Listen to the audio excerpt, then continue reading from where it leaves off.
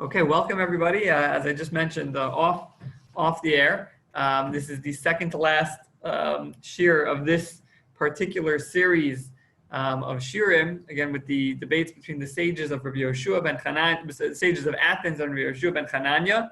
So next week we will. This week we're going to continue on with another one of the debates, and next week we will wrap it up with the return journey back to Eretz Yisrael.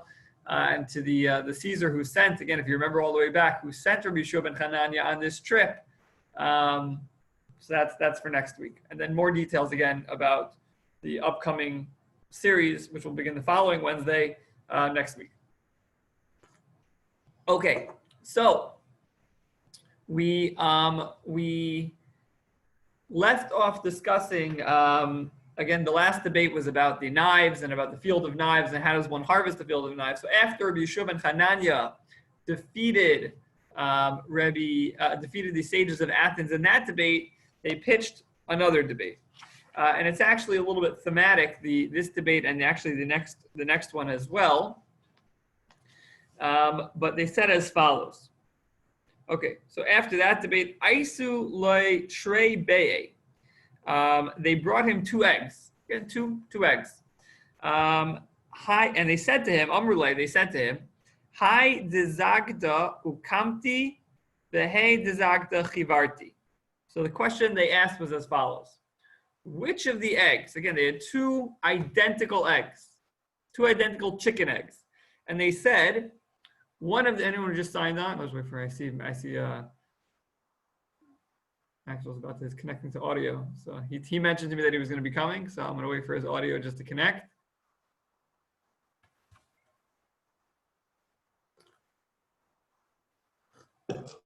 Okay. So we said, again, we're just starting at this year now. So if you're just joining us. So we said that that they brought him two identical chicken eggs. And they asked him, which of these chicken eggs are from a white chicken, a white hen, and which of the chicken eggs are from a black hen? That was the question they posed. They brought him two chicken eggs, and they said, which of these is from a white hen? Which of these is from a black hen? That was the riddle that they gave him. So what does he do? Aisiluhu trei grini. In response, he brought them two cheeses. Now, how he happened to know to bring two pieces of cheese with him to a debate is beyond me. But he did. He had it again. That's why he was a Rabbi Yehoshua ben Hananya. And I'm just Yoni Danzger. I don't bring cheese to my debates. I don't really debate. But in any event, I guess there's a lesson. If you're going to debate, bring cheese. Anyway, so he whips out two pieces of cheese and he says to them, Amr lahu, he says to them, Hey de easy ukamti vehe de easy chivarti. You tell me, which of these pieces of cheese, meaning the milk of this cheese, which comes from a black goat and which comes from a white goat? And the Gemara leaves it off as if he defeated them again in this argument. So again, just to review, they come to him with two chicken eggs, and they say, two identical chicken eggs. Which one of these is from a black chicken, and which one of these is from a white chicken, a white hen? To which he responds, whips out two pieces of cheese, and he says, you tell me which of these pieces of identical cheese is from a black goat, and which is from a white goat. And he wins. And the question we always have to ask ourselves after presenting the riddle is, what on earth is going on here? What is this back and forth? Why was this victorious? What was the question? What was the answer? And why is one any better than the other? So tonight, we're going to discuss two approaches to this question. One of which is a little more far-reaching than the other. But both of them, I believe, will come together to bring us with a nice, consistent idea, a message to take with us that's very practical in our lives. And these are the approaches of the Maharsha and the Vilna Gaon, the Gra, the usual suspects in these year. So, says the Maharsha, the whole day I was thinking that I was going to start with the Vilna Gaon, and then about an hour before the year I decided I'm going to flip it. So hopefully it'll still come out smoothly. So says the Maharsha. He says that in his derech, and again, we're going to discuss next week one of my plans is to show how, again, we're not going to go through every single answer of every single question again, but to show how the answers are actually consistent within the Mefarshim, it's actually a consistent, very thematic picture that they draw with each of these riddles. But the Maharsha says like this: the chickens, the eggs don't really refer to chickens or eggs, and the goats and the cheese don't really refer to goats and cheese. It's all a metaphor for something else. And what is it? So the Maharsha says, in order to understand this, you have to remember, again, all the way back. This is shir number 7. So you have to remember all the way back to shir number 1. What was the context of this Gemara that we were discussing? What is the context of this story of Rabbi Yehoshua ben Hanania debating? So if you remember, the very first question that got us kicked off, it wasn't even part of the debate, but it was the discussion between Rabbi Yehoshua ben Hanania and the Caesar of Rome about the gestational period of a snake. That was shir number 1. Because the Gemara had been discussing the gestational period of different animals.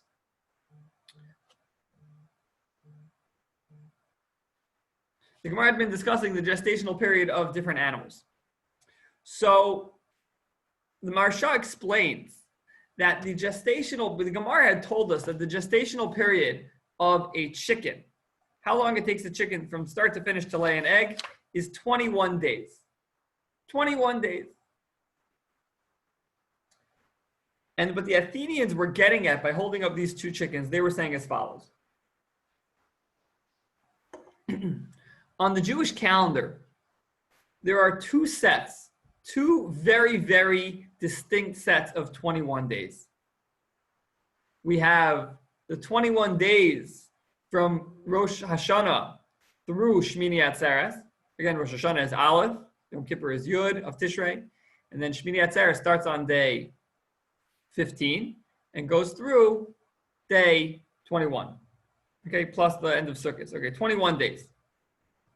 Again, obviously we have Sveika Diyoma, etc. Fine. So you have 21 days.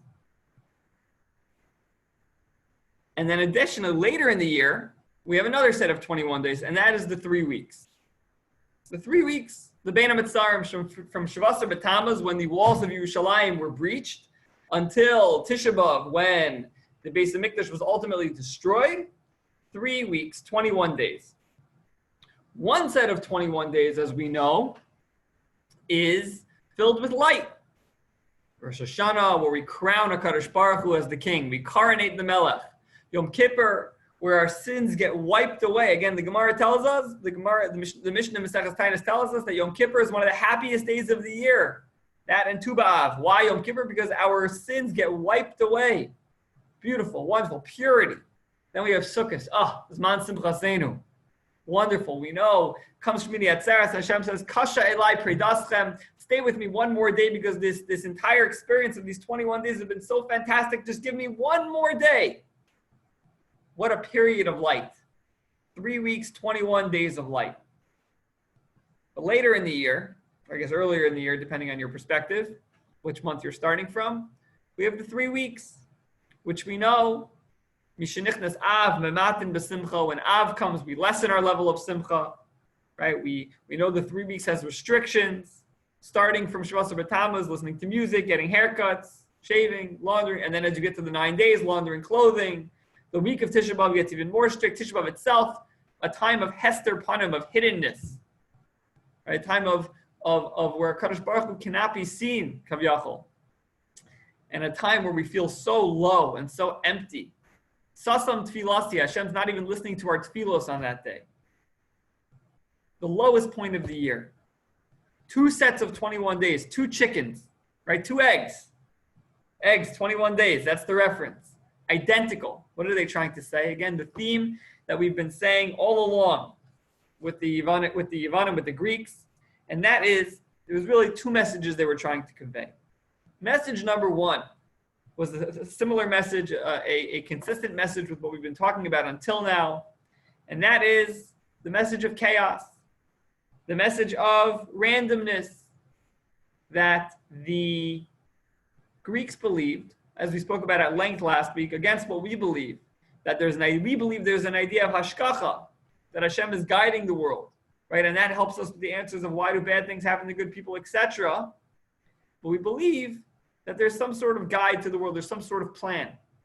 The Greeks, on the other hand, part of Greek philosophy is this idea of chaos, Again, that the gods live within the world, not above the world, right? That the gods are part of it, and therefore everything is just judged by chaos, by this loose concept of fate and randomness and everything like that. And what they were trying to tell us was that this is the message of the 21 days.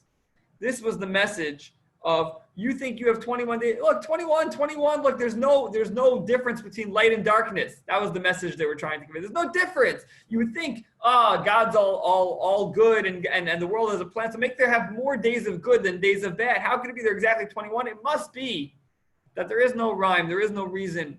It's just chaos, and the eggs are exactly the same. The 21 days doesn't make a difference. It could have just been 21 good, 21 bad, no difference. But it's more than that, because they were saying an additional message. Again, this is an idea that I heard. Again, it's the Marsha, but it's based on the way that it was presented by Rabbi Y.Y. Jacobson, very beautifully. And he says, when he was giving the shiur, he was holding 2 eggs and then 2 pieces of cheese. I don't know, I didn't bring eggs. But in any event, the second message within that was, and even within your position, that you want to believe that there is a plan. Again, they were hitting us on both. They were saying, first of all, we don't even believe what you believe. We believe that this is a clear sign that chaos reigns supreme. But even within your belief system, Rabbi, even within your belief system, you think you have these 21 days of light? Well, it's clear that these 21 days of darkness have overshadowed them.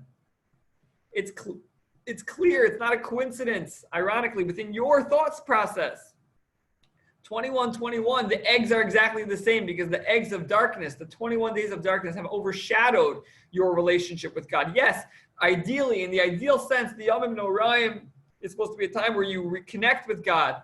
But the damage done on the 21 days of destruction was so destructive, was so bad, that clearly your relationship with him is gone. A double attack of Rabbi Yehoshua ben Chananya. Again, and as always, when we present it like that, it seems to be a slam dunk. It seems to be a home run. What is he going to respond to that? So what does he do? Rabbi Yehoshua ben Chananya does something, again, in his way. He takes out 2 pieces of cheese. And he says to them, which one of these pieces of, you have a good question. Your questions are good. You always ask good questions, sages of Athens. But let me ask you a question. It's a very Jewish idea to answer a question with a question, right? So let me ask you a question. Which of these pieces of cheese is from a white goat, and which is from a dark goat? What's his answer? He says, I could play your game too.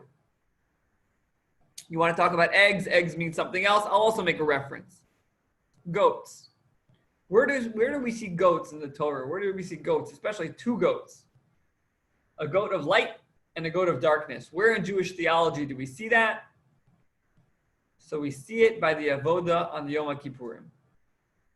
On Yom Kippur, part of the Kohen Gadol, maybe one of the most famous part of the Kohen Gadol's service on that day, is with the 2 goats.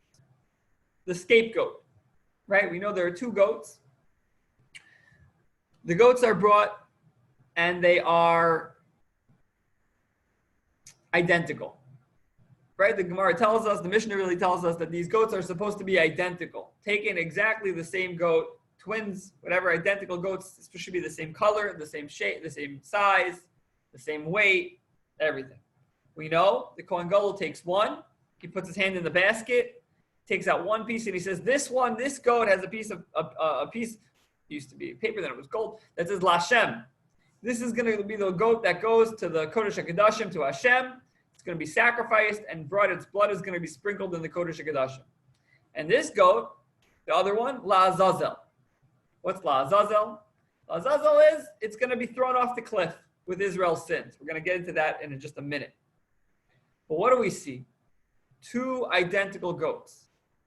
One goes with the holiest person to the holiest place on the holiest day of the year and performs the holiest service. Right? Its blood is sprinkled in front of the Aron, done once a year by one person, the Kohen Gadol on Yom Kippur. The other is thrown off the cliff with the sins, taken out to the desert and thrown off the cliff. And says the Maharsha, again explained by Rabbi Y.Y. Jacobson, that these goats represent more than just goats, but rather these goats represent the capability of human beings. That a person has the capability to, again, go into the holiest place with the holiest person, and the holiest person has the ability to reach tremendous heights. To reach tremendous heights. The holiest place on the holiest day, on the holiest person, all the holiest things, a person can do that. And at the same time, a person has the capability.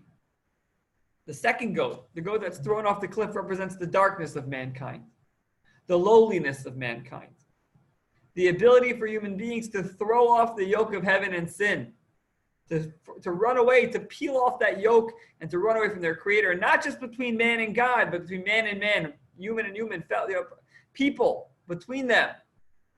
Ben Adam l'chavero, that we have the ability in their darkest moments to throw off the yoke of friendship as well. And that's the idea of the Sir La'azazel. Now, before we go into depth as to what he was trying to get at with the cheese and what his message was with the two identical pieces of cheese, we need to really understand a little bit what is this idea of the Sir La'azazel in the first place. It's a very, very, very strange mitzvah, a very strange halacha, a strange avoda that's done in the Beis HaMikdash. What is this idea of the Sir La'azazel? And I believe this will help us understand a little bit more what Rabbi Shimon Hanani was getting at.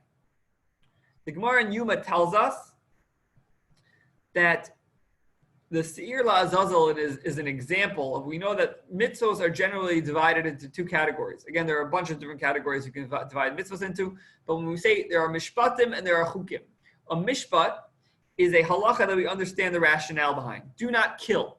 Do not steal. Right? We understand those. You can't have a society where people are killing and stealing rampantly. Right? But then we have another category called chukim. A chok. A chok is a mitzvah that we do not understand the rationale. We don't understand the reasoning. Shatnez, for example. Right? Why can't I wear wool and linen together? Doesn't really make so much sense. Kashrus. Right? It's not really such a... The para aduma, right? The idea of the red heifer, you burn the red heifer and it purifies the impure. Why should those things work? We don't know.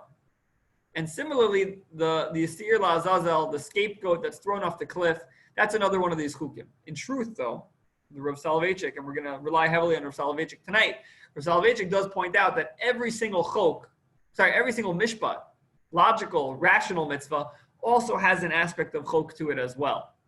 Because who determines what is considered murder? Right? We know you could have an example of the Rav actually talks about, les mis. If you leave it to secular society, so then, les miserables, right? The play, how does it start? The truth is, I'll tell you, I never actually saw the play. My family, when I was a young kid, went to see Les Mis on Broadway. And I was a little kid, and I had no interest in seeing Les Mis. So I may have had a little bit of a tantrum, and as a result, I went with my grandmother to see The Sound of Music instead. So I never saw Les Mis, but from what I understand, Les Mis is a little, anyway, if anyone ever asks you Danzger family trivia, now you have at least one answer. Sometimes the stories get you off topic. Okay, so Les Mis. So the Rav talks about Les Mis. He has Les Mis open. You have a poor man. Who, what does he do? The whole thing starts because he steals a loaf of bread from the wealthy baker. For the bakery. Now, who cares? From the baker's perspective, it was one loaf of bread that made the difference of life and death to this poor man. Okay, but if you ask the Torah, granted, maybe the baker has the responsibility to feed the poor man, but the poor man has no right to steal that bread. So again, if you leave it to if you make things subjective, well then, okay, the lines get blurred. But the Torah comes, every mishpat has a chok also. It's an aside. But anyway, the Sir La'azazel is a chok. Now, the Ramban says something extremely fascinating, extremely confusing about this idea. What exactly is the Sir La'azazel? The Ramban says, he quotes a medrash.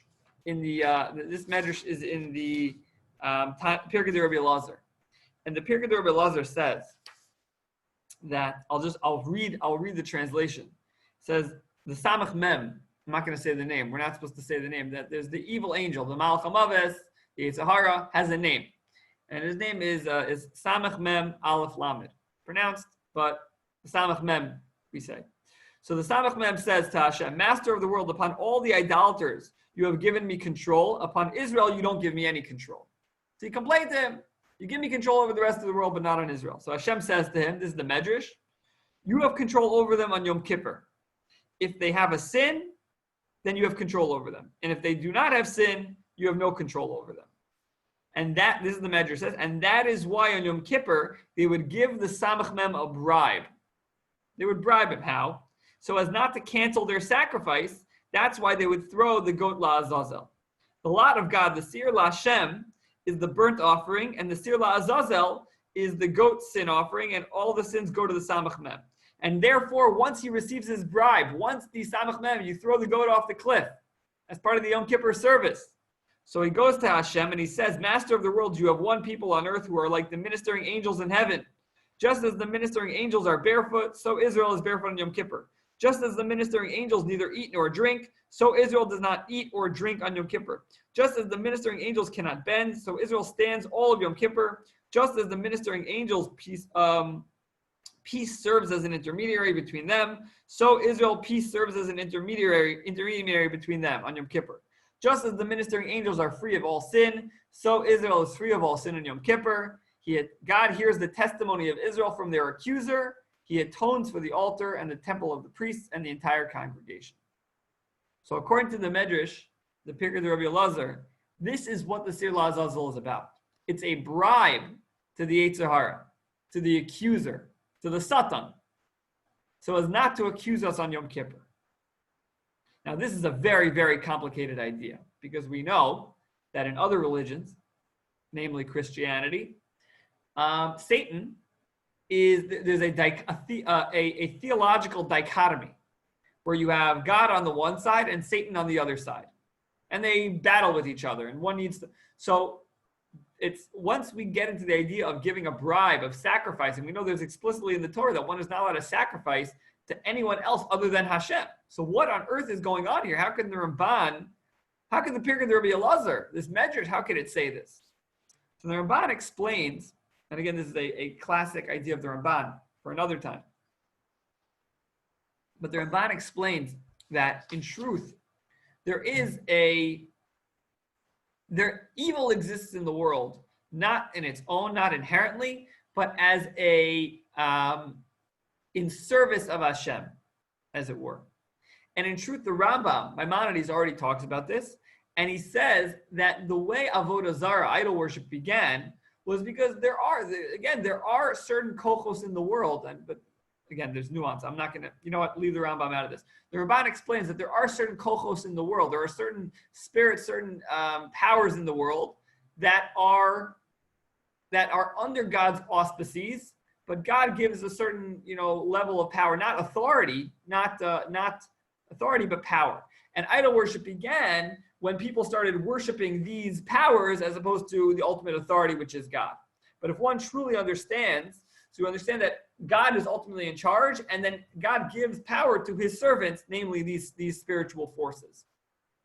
So what the Ramban is saying is that God ultimately wants us to come out clean on Yom Kippur. Now, God tasked the Satan, who works for HaKadosh Baruch Hu, not against Chas v'Shalom, nothing like that. It's not a fallen angel. It's nothing like that. But the Satan works for HaKadosh Baruch Hu, and he has a job, right? Just like when it came to the Magefa, right? When it came that once the Satan is out, he doesn't distinguish, right? So he has a job, and he does his job perfectly.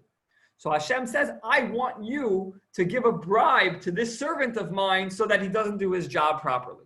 That's how the Ramban, again, it's still a little bit murky, but that's how the Ramban explains it. So Rav Soloveitchik, takes a little bit of problem with this. It's still a little bit of a difficult idea, that we could be serving a sacrifice to a foreign entity. What does that mean? So Rav Soloveitchik explains beautifully. What does this mean? What is this idea behind this quote unquote offering to the Satan? The necessity, and again, I apologize for reading inside without having provided sources, but just when it comes to Rav Soloveitchik in general, Again, some of these things are his own writing, and some of these things are just people just wrote them really, really beautifully. But I would not want to butcher the ideas. The way they're written are just very, very beautiful.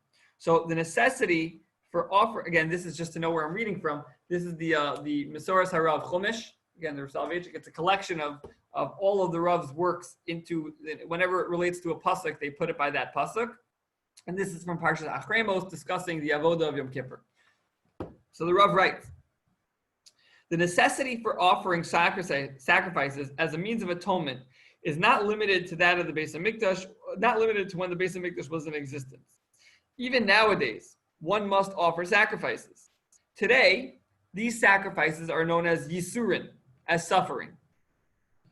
Yisurin can be described in general in terms of defeat, when man feels that he has lost the battle, that his efforts are for naught. In the constant struggle of life, whenever there is a discrepancy between ambition and realization, between aspiration and reality. Whenever this happens, man experiences defeat. These negative, destructive forces are indifferent and cruel.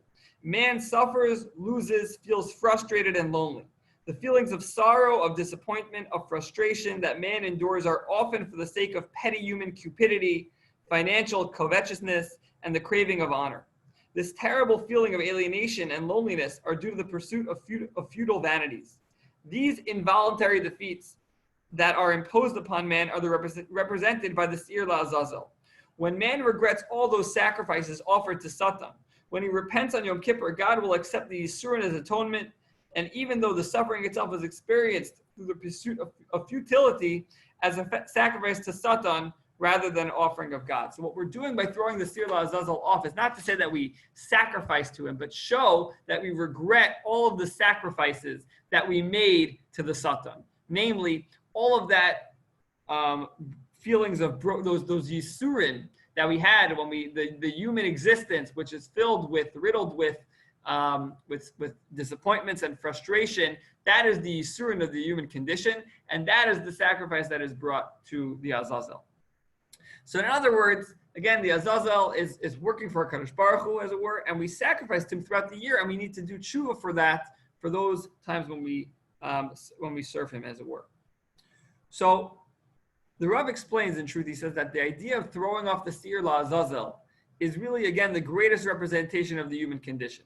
Because as the Torah tells us, what's the plan? How does it work with Seir LaAzazel? So the Rav tells us that when Soloveitchik tells us that a person is endowed with free will.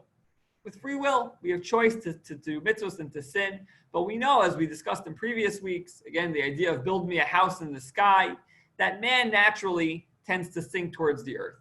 And that is because the world was created with gravity, and spiritual gravity as well.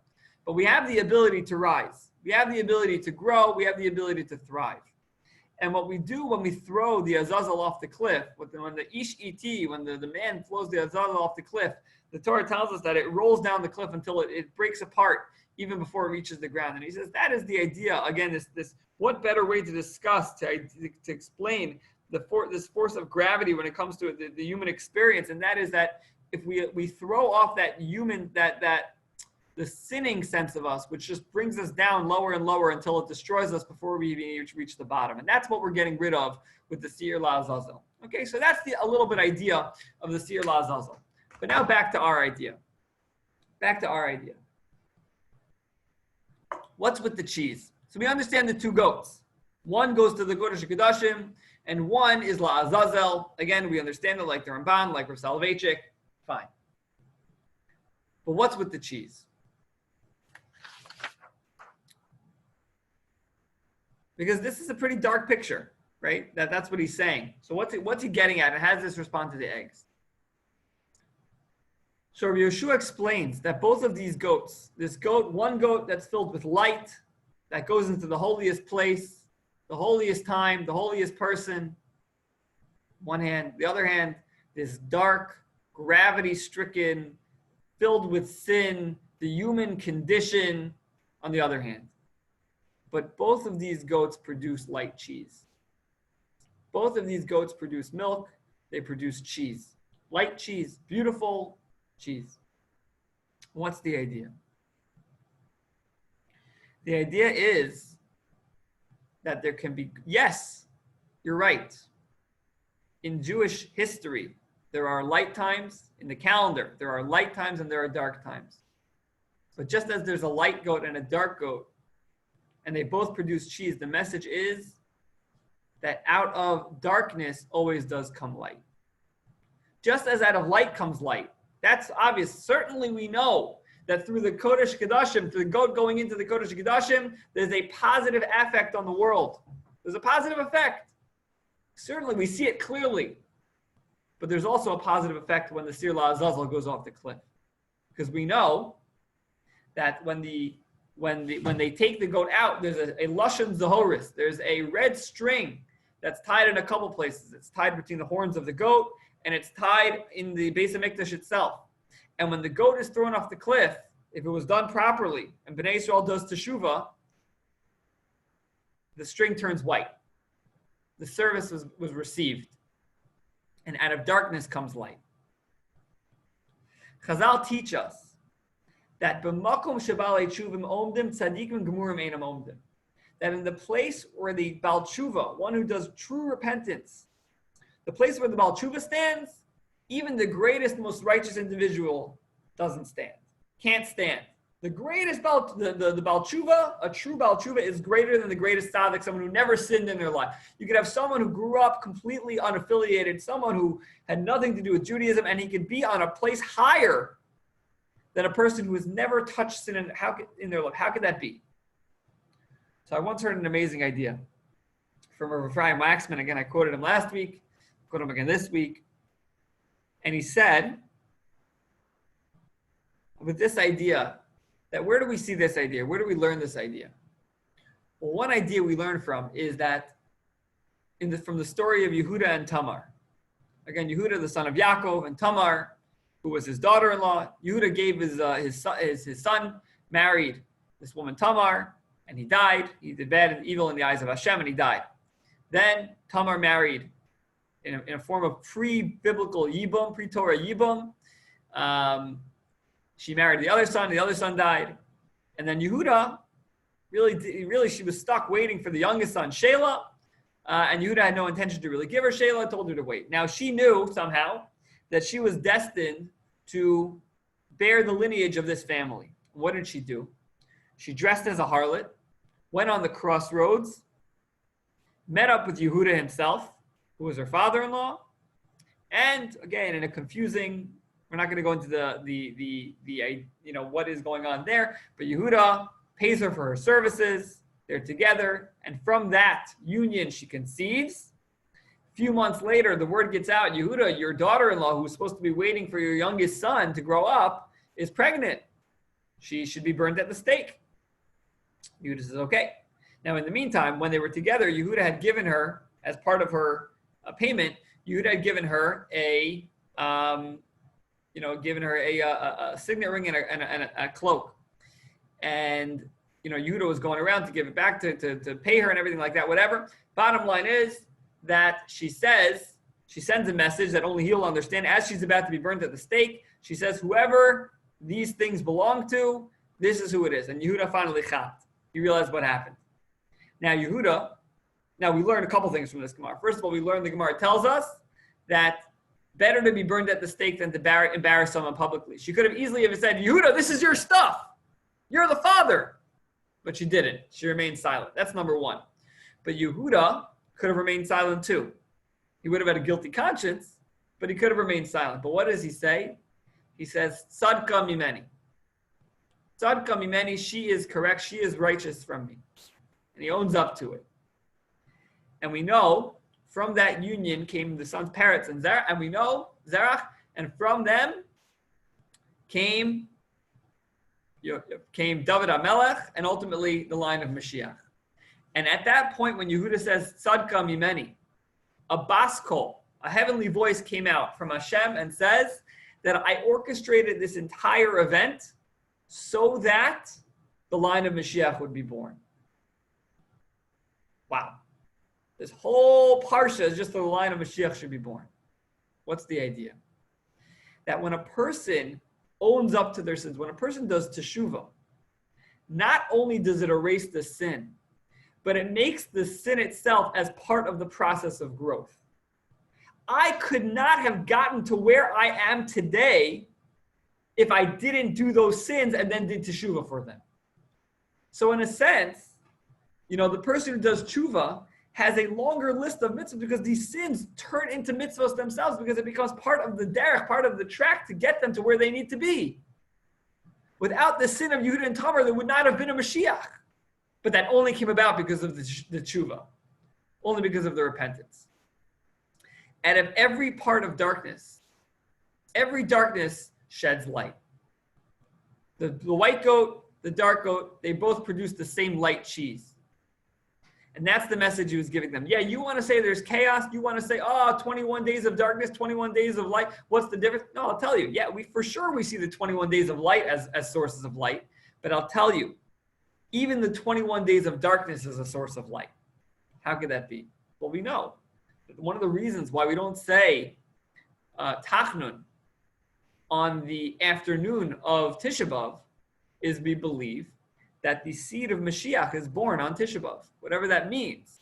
Whether it means literally Mashiach is born, or it means that the concept, the idea, the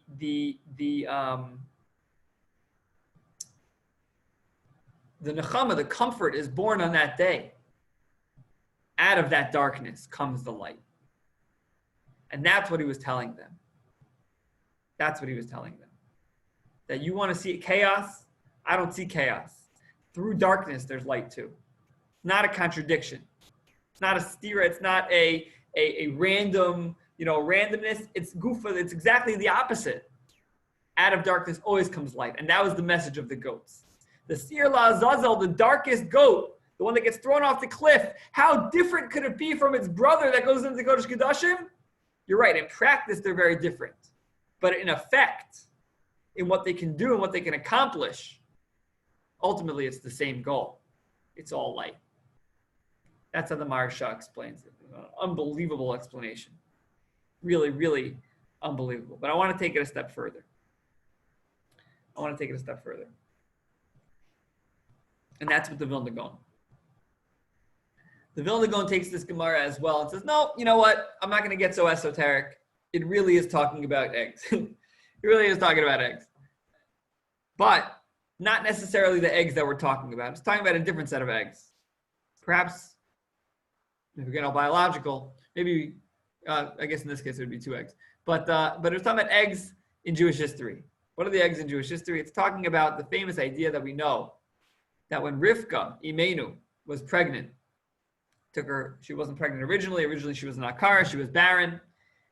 She davens, Yitzchak davens, and eventually they're blessed with, she gets pregnant. And she knows she's so confused because she's having these pains and she doesn't know why. And she goes to Shem, who tells her, the prophet tells her that there are Shnei Goyim b'vitnech, 2 nations in your womb. And they couldn't be more different. And the Medrash tells us at that point that Yaakov, every time she'd walk by a base Medrash, Yaakov would be knocking to get out. He'd want to get out. And every time she'd walk by a base of Avodah Esav would try to get out. And now she understood there are 2 nations in her womb. The Vilna Gaon says what the Athenians were asking were, granted, we know later, fine, you want to tell me that later we know that the boys grew up and they became very different. But how could it be that even from the womb they were different? Right? Again, if you go back to all the Graz explanations of these Gemaras, it's always linked back to Yaakov and Esav and this paradigm between Israel and Rome. They were very, very, very focused on that. Again, next week, we'll do a little review to show some of these examples, but that's what they were very focused on, according to the Vilna Gaon. So, as eggs in the womb, they can't be so different. What does that mean? And Rabbi Shimon Hanania explains to them is that, again, he takes out the cheese and he says, which of these cheese is, the message was which eggs, how can you possibly know which of these eggs comes from dark chicken and which comes from the light chicken? When they're just eggs, you can't know. So he says, look at the cheese. Takes out 2 pieces of cheese. Which one did this come from, a white goat or a dark goat? What was the message? In a sense, he was agreeing with their premise, but he argued with their conclusion. What does that mean? It means that, again, their premise was that who's to say in utero that you can decide how someone's going to be. You have to wait for their actions, in a sense. You have to see how they act out.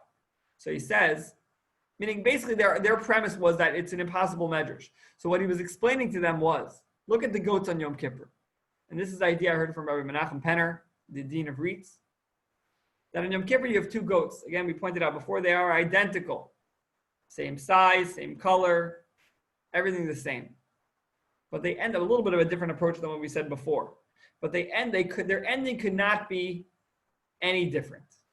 One, again, goes to the holiest place, holiest day with the holiest person. The other goes off the cliff.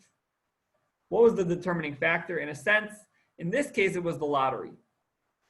Rabbi Penner said that the idea is that we are all born with a certain potential. And these goats, they were born exactly the same in a sense. They both had their potential. And although one could have the greatest potential in the world, one could have all the potential in the world, if it's not acted on properly, if one doesn't turn that into action, then it's going to be meaningless. That potential could be wasted. And that's what he was saying. At the end of the day, you're focused on you're right, I agree with you. It's very hard to know which chicken is going to be from, which egg is from which chicken, because at that point, they're just potential. But I'll tell you that even the black chicken can produce cheese if it wants. Even not the chicken. Even the black goat can produce cheese if it wants. Meaning, in a sense, we're born with potential, and that potential could be good or evil. But nothing is guaranteed, and it comes to the decisions that we make and how we ultimately choose to act. That was the message of the cheese.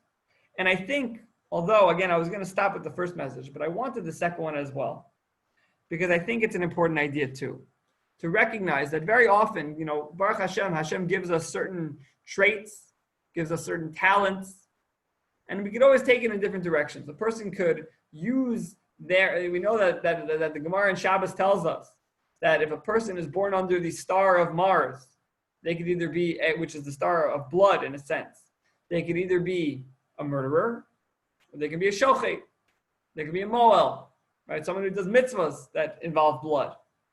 That it's all about our actions in a sense. It's all about deciding where we want to take our potential. And I think if we take these two ideas of the Vilna Gaon and the idea of the Maharsha, explaining why Rabbi Yehoshua ben Hanania, what was he trying to get at with these, how was that answer the question of the chickens and the eggs? What he was explaining to them was twofold. On the one hand, we know that out of the darkness, yes, there are times in our lives, there are times in our collective, our religious experience, certainly in Jewish history, but also in times and personally, there are times of darkness, total darkness. But at the same time, we know that out of the dark goat, the Sir Azazel, comes purity, ultimately. But that is contingent on our actions. We can't wait around for the Sir Azazel to bring purity. We can't wait around for that light to just come on its own. But we need to do our part to make sure that it comes. We need to do our part, in a sense, to make sure that we are striving towards the Sir Lashem. The Sir Azazel will do its trick. It'll do what it needs to do. But we need to make sure that our actions are consistent with the potential that we're given. And if we do so, then Amir Hashem, just as the Jewish people, when it comes to the Sir Lashem, Sir Azazel, they achieved their atonement, they achieved their purity. We too, in our actions, in our lives, and everything that we're aiming for and we're striving for, we too will see that out of the darkest times. And again, I'll tell you personally, these shirim, the fact that we started this series, I planned on starting this series since before the coronavirus even began. But the fact that we've had the opportunity to discuss these ideas during this time of darkness, of difficulty, has given me personally a lot of chizuk. I hope it's given others chizuk as well. But out of these dark times, we know Amir Hashem will come light. My bracha to everyone, as always, is that we should be able to find that light. We should see that light soon, speedily in our days, and we should be able to talk about it and reflect on it in person, Amir Hashem, in the very, very, very near future.